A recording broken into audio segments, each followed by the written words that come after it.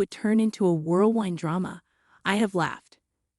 I'm 35, a journalist, and not the kind who sits around. I'm always on the go, chasing stories, making headlines. I've got a daughter, Emily. She's the light of my life, 8 years old and already the boss of our small apartment in the city. Life was ticking along until 2 years ago.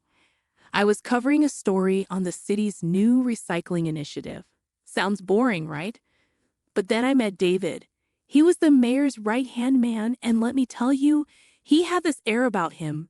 Smart, quick on his feet, and knew how to hold a conversation. 12 years my senior, but who's counting? We hit it off right away. It started with casual chats after the interview sessions. You're doing great work, he'd say.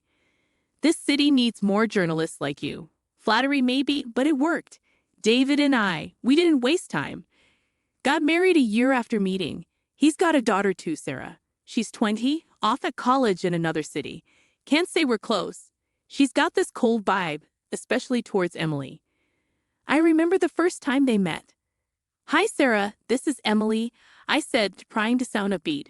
Sarah had looked at her, not mean but not warm either. Hi, she muttered, then turned away, lost in her phone. Emily tugged at my shirt. Mom, does she not like me? I brushed her hair back. Don't worry about it, honey. She's just different. David was a lifesaver, though. My job, it's crazy hours, you know. He started picking up Emily from school, making her lunch. He was good at it, and Emily seemed to like him. David's funny, Mom, she'd say. He makes the best sandwiches. Our apartment, it's cozy. 2 bedrooms, a small kitchen, and a living room that's seen better days, but it's home. Emily's room is a burst of pink and posters of pop stars I can't name. David moved in some of his stuff too, mostly books and a few old records. He's into jazz, which is fine, but not my cup of tea. Rita, you should try listening to this. He'd say, putting on some old record. It's classic. I'd smile, nodding along. Sure, I'll give it a shot. But between you and me, I never did. We settled into this routine, the 3 of us. It was nice, normal, or so I thought. But like they say, normal's just what you're used to until it's not. Things started to shift, but it wasn't like I woke up one day and everything was different. It was slow, like a faucet dripping until the sink's full. Emily, she's always been this bundle of energy, you know. Always running around, laughing, her eyes sparkling with all kinds of mischief. But then it was like someone turned down her brightness. She became quieter, more like she was walking on eggshells. One night, I was tucking her into bed, and she was just lying there, staring at the ceiling. I brushed her hair, trying to make her laugh. Hey, Space Cadet, you planning a trip to the moon? She didn't even crack a smile, just whispered, No, Mom. That was my cue. What's up? You're not your usual self. She turned her head, not meeting my eyes. I'm okay. I sat down next to her. You sure? You've been kind of quiet lately. She shrugged. Just tired, I guess. Tired at 8? I wasn't buying it, but I let it slide. Didn't want to push her. Okay, kiddo, if you say so, but you know you can tell me anything, right? She nodded, but there was something off. I kissed her forehead and turned off the light. Good night, love. As I closed the door, I heard her whisper, Night, Mom. I went to the kitchen where David was. He was doing his usual, flipping through some papers, probably work stuff. Hey, I said, you notice anything off with Emily lately? He didn't look up. Off like what? Like she's not herself, more quiet, kind of down. He shrugged, still not looking at me. Kids have moods, Rita. She's probably fine. Yeah, maybe. I wasn't convinced, but what else could I say? The next few days, it was the same. Emily was like a little shadow, just there but not really. It got me thinking, maybe something at school. I decided to ask her about it. I waited for a good time, right after dinner when we were clearing up. Hey, Em, everything okay at school? She was stacking plates, not looking at me. Yeah, it's okay. You sure? No one's bothering you or anything. She paused, then shook her head. No, everyone's nice. I wanted to believe her, but moms know, right? There's this gut feeling when something's not right. I let it go for the moment, didn't want to push her. That weekend, we were doing laundry. Emily was helping me fold clothes. That's when I saw it, a bruise on her arm. Not a small one either. I tried to keep my voice steady. Em, what's that on your arm? She pulled her sleeve down quick. Oh, I fell at the playground. You fell? That looks bad, honey. She avoided my eyes. It's nothing really. I wanted to dig deeper, but her face, it was like she was scared. Scared of what? I couldn't figure it out. Okay, if you say so. But be careful. Okay, yeah, Ma. I watched her for a moment. She went back to folding like nothing happened, but I couldn't shake the feeling. Something was up, and I needed to find out what it was. Eating at me like a splinter. You can't get out. Something was off with Emily, and I couldn't just let it go. That bruise, her quietness, it wasn't like her.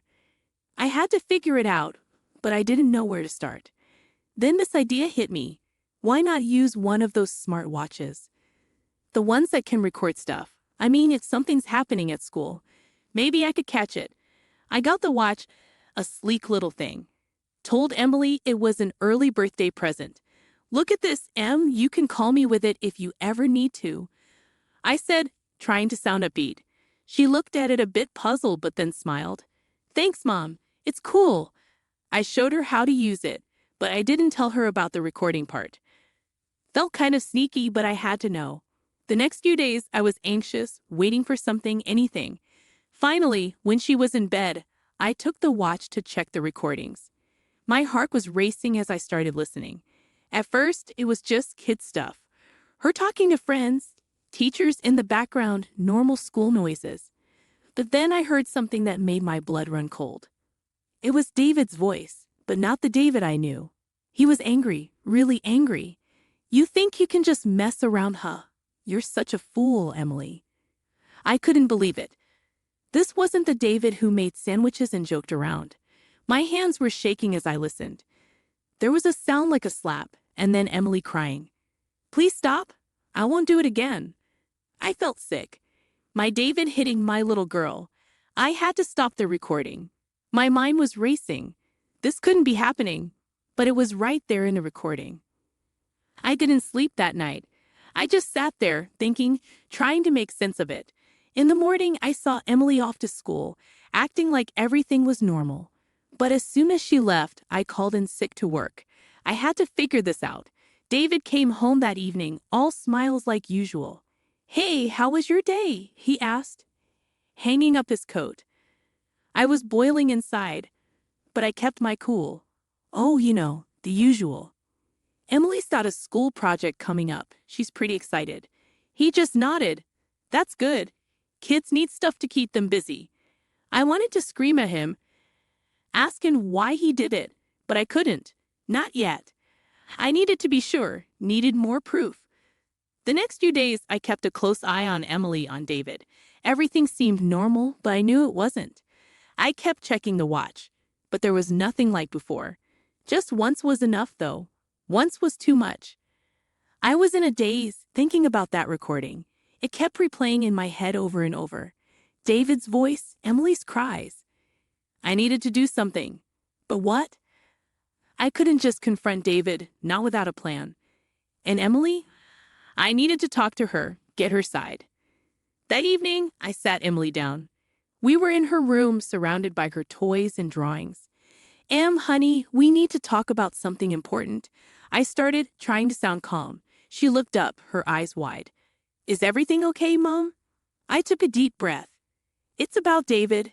Has he ever hurt you? Her eyes darted away. She fidgeted with the hem of her shirt. What do you mean, Emily? I need you to be honest with me. Has David ever hit you? There was a long pause. Then she nodded slowly, her eyes filling with tears. Yes, she whispered. Why didn't you tell me, baby? He said not to. He said you'd be mad at me. She was crying now. I pulled her into my arms. Oh, Em, I'm so sorry. This is not your fault, okay? You did nothing wrong. We sat there for a while, just holding each other. My mind was racing. I had to protect her, get her away from David. The next day, I made a plan. I'd collect more evidence, something solid. Then I'd go to the police. But first, I needed to keep Emily safe. I called my mom. Mom, I need a favor. Can Emily stay with you for a few days? I've got a big project at work. Of course, dear. Is everything all right? Yeah, just busy. Thanks, Mom. That was one problem solved. But now the hard part, gathering evidence against David. I didn't know how to do it, but I had to try. I started by talking to Sarah, David's daughter. Maybe she knew something, could help somehow. I called her, my heart pounding. Sarah, it's Rita. We need to talk. It's about your dad. There was silence on the line. Then what about him? I think he's been hurting Emily. I have a recording, but I need more. Did he ever hurt you? Did he ever hurt you? Another long silence, then a quiet yes. It was like a floodgate opened. Sarah told me everything, how David had been abusive to her, how she was scared of him. I couldn't believe I hadn't seen it before. Getting more evidence against David wasn't going to be a walk in the park, I knew that. The guy was slick, always had his guard up. But what he didn't know was that I was onto him, and I was not about to let him get away with hurting my daughter. First things first, I needed to keep it cool around him, act like nothing was up. Morning, David, I said over breakfast, keeping my voice light. He grunted something back, buried in his newspaper. You got plans today? He asked, not even looking up. Just the usual work stuff, I replied, stirring my coffee. You meeting with the mayor? You know how it is. Oh, I knew how it was all right, meetings and schmooing, that was David's game. But my game had just begun. I dropped Emily off at my mom's place. You'll be fine here, sweetheart, I told her, trying to sound cheerful. Grandma's got that new puzzle for you. Emily smiled a bit. I like puzzles, she said, hugging me tight. Me too, baby, me too, I whispered, kissing her forehead. Once I was sure Emily was safe, it was time to get to work. I called Sarah. We need to meet. It's time we put a plan together. She agreed to meet at a cafe downtown. It was quiet, the kind of place where you could talk without being overheard. Sarah looked tense when I got there. So, what's the plan? She asked, her voice low. We need to record him, get him on tape admitting what he's done to you, to Emily. It's the only way. Sarah nodded, biting her lip. I can try talking to him, maybe get him to say something. It was risky, but it was all we had. Be careful, Sarah. He can't know we're onto him. I know. I'll be careful. We spent the next hour going over every detail. What to say, how to say it, when to push, when to back off. It was like setting a trap, and we had to be perfect. The next few days were a blur. I kept my distance from David, made excuses to stay late at work, anything to avoid being alone with him. Sarah did her part. She called David, made up some story about needing to talk. Dad, I've been thinking about when I was a kid, she said on the phone. I could hear her voice, tense but steady. There are things we never really talked about. David took the bait. We can talk, sure. Come over for dinner. That was it.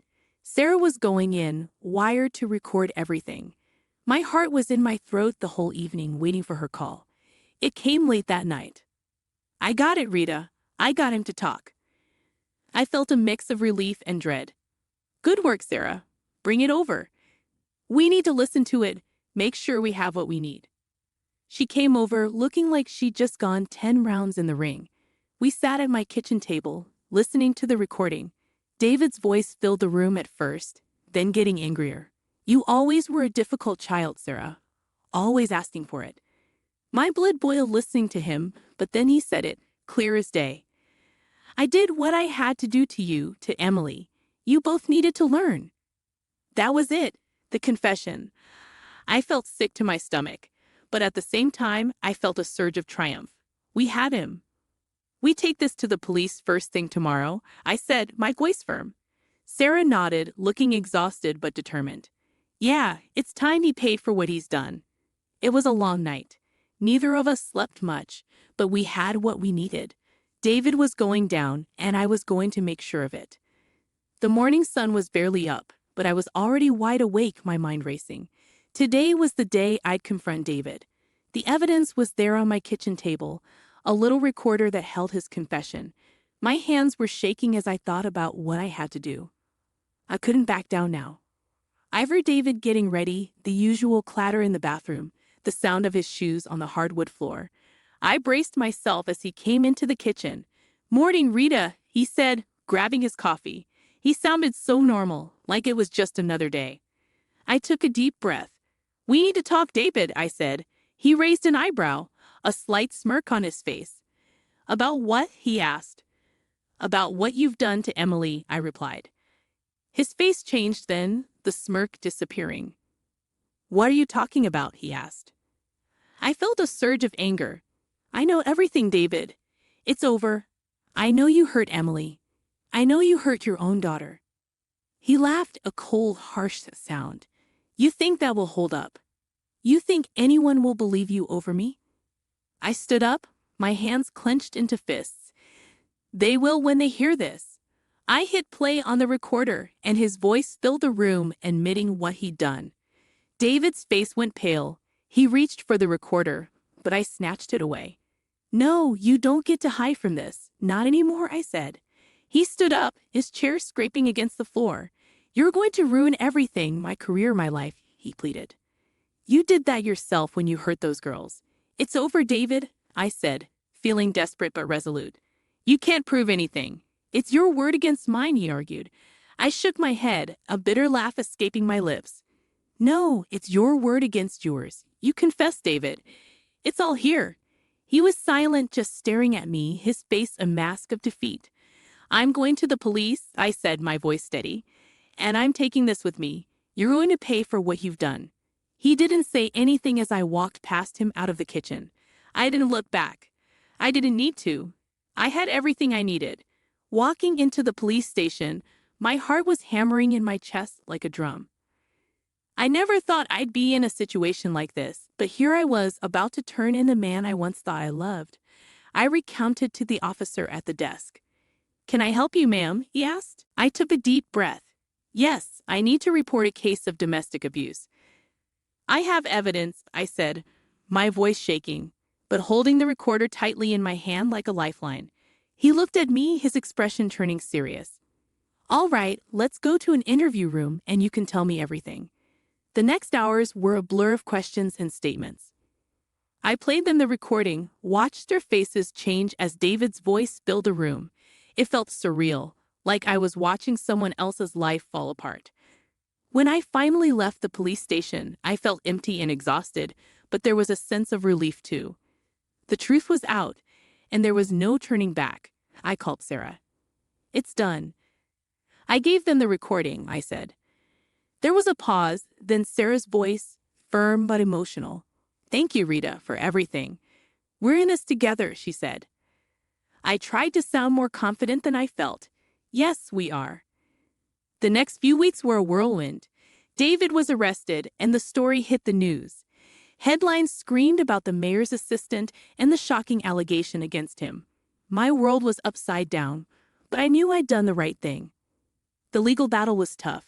David had a good lawyer, the kind that knows how to twist words and play on technicalities. But we had the truth on our side. Sarah testified, her voice breaking as she told the court about her father's abuse. I could see the jury's faces, the horror and sympathy as they listened to her story. Then it was my turn. "Miss Stevens, can you tell the court about the recording you made?" the prosecutor asked. I nodded, taking a deep breath. I recorded Mr. Johnson admitting to abusing my daughter and his own daughter. I wanted to protect my child and expose the truth. David's lawyer tried to shake me, questioning my motives, suggesting I was out for revenge. But I stood my ground. "This isn't about revenge, it's about protecting my daughter and getting justice for what he did," I asserted. The trial seemed to drag on forever, but finally, the day of the verdict came. I sat in the courtroom, my hands clenched in my lap, waiting for the jury to return. "We find the defendant, David Johnson, guilty of child abuse," the foreman said. It was like a weight lifted off my shoulders. David was sentenced to prison and colossal monetary compensation. The judge's words were harsh, condemning his actions and the pain he'd caused. As he was led away, I felt a mix of emotions: relief, sadness, anger, but above all, I felt a sense of closure. The aftermath was hard. I had to rebuild my life, help Emily heal from the trauma she'd experienced. But we were free from David's shadow, and that was what mattered. I focused on my work, on being there for Emily. We started therapy, both of us, to work through everything that had happened. It wasn't easy, but we were getting there day by day. We moved into a new house. It was smaller than the old one, but it was ours, and it was a fresh start. The first day we moved in, Emily ran around the house, exploring every nook and cranny. "I get to pick my room?" she asked, her eyes wide with excitement. "Of course, kiddo, whichever one you want," I replied, watching her dash from room to room. She picked the one with the big window that looked out over the backyard. "I can see the stars from here, Mom," she said, smiling. "Then it's perfect for you," I said, smiling back. Unpacking was a chore, but it felt good, like we were putting our lives back together piece by piece. We decided to paint the living room together. I gave Emily a paintbrush. "What do you think, blue or green?" I asked. She dipped the brush in the blue paint. "Blue like the sky on a sunny day," she said. "So blue it is," I replied, and we got to work, turning the room into our own little piece of the sky. One afternoon, while we were taking a break from painting, there was a knock on the door. It was Sarah. She stood there a bit awkward, shifting from foot to foot. "Hey, Rita, can I come in?" she asked. I was surprised but happy to see her. "Of course, come in." We sat in a half-painted living room on boxes that served as chairs. "I wanted to say thank you," Sarah said, looking down at her hands, "for everything you did for me, for Emily." I reached out and took her hand. "We're family, Sarah." "That's what families do." She smiled, a small, tentative smile. "I brought something for Emily," she said, handing Emily a small wrapped package. Emily looked at the package. "Is that for me?" she asked. Sarah nodded. "Yeah, I thought you might like it." Emily tore open the package. Inside was a book about stars and planets. Her face lit up. "Wow, thank you, Sarah." Sarah looked relieved, happy. "You're welcome." Things were still tough, but moments like that made it all worth it. We were building something new, something strong. Emily went back to school, and she was doing well, making friends, coming back to her old self. And me? I went back to work, throwing myself into stories, into uncovering truths, just like I always did. But now I have a new perspective, a new understanding of the struggles people faced. Life wasn't perfect, but it was ours. We had our little world, our safe haven, and we had each other. And that was more than enough. It was a new beginning, a chance to heal, to grow, to love. And we were ready for it, ready for whatever came our way. Together, we were unstoppable.